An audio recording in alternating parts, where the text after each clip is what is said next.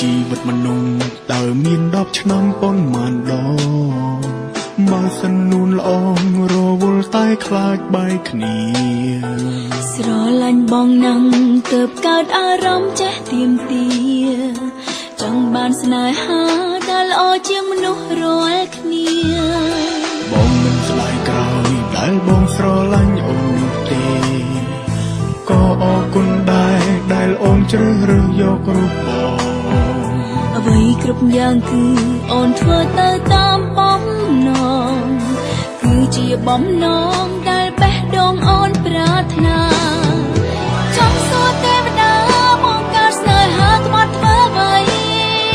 ព្រោះមនុស្សប្រុសស្រីតែងភ័យខ្លាចនឹងការបែកគ្នាកុំរស់ទាំងខ្លាចព្រោះយើងមិនអាចបែកគ្នាអូនក៏ដឹងដែរថាបងស្រឡាញ់អូនណា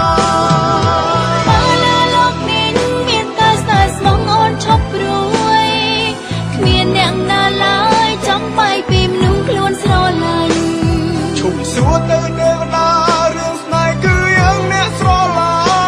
ញ់បងនឹងស្រឡាញ់អូន10ឆ្នាំ10ដងថែមទៀត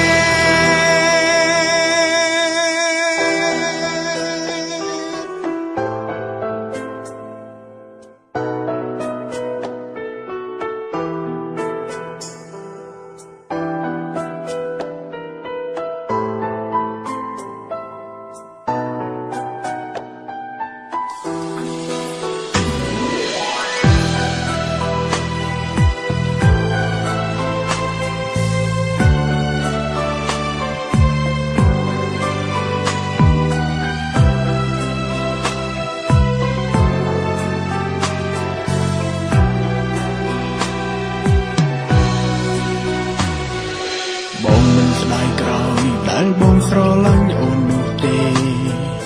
ក៏អរគុណដែរដែលអូនជ្រើសរើសយករូបបងអ្វីគ្រប់យ៉ាងគឺអូនធ្វើទៅតាមបំណងគឺជាបំណងដែលបេះដូងអូនប្រាថ្នាចង់សួរទេវតាមកកើតស្នេហាក្បត់ធ្វើអ្វីព្រោះមនុស្សប្រុសស្រីតែងភ័យខ្លាចនឹងការបែកគ្នារស់ទាំងខ្លាចព្រោះយើងមិនអាចបែកគ្នា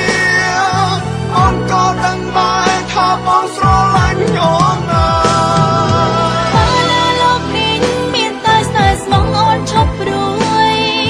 គ្មានអ្នកណាឡើយចង់បែកពីមនុស្សខ្លួនស្រឡាញ់ឈប់សួរទៅទេវតារឿងស្នេហ៍គឺយើងអ្នកស្រឡាញ់បងនឹងស្រឡាញ់អូន10ឆ្នាំ10ដងថែមទៀត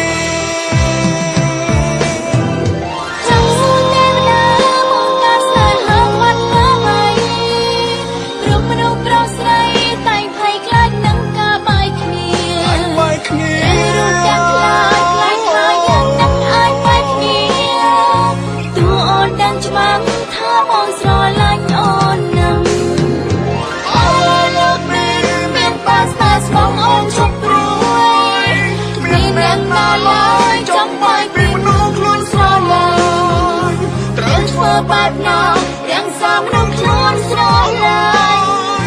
ហើយចេះស្រឡាញ់គ្នារហូតពេញមួយជីវិតសន្យានឹងគ្នាទុំ10ឆ្នាំ10ដងទៀតស្នេហ៍យើងមិនឃ្លាតនៅតែស្មោះរហូត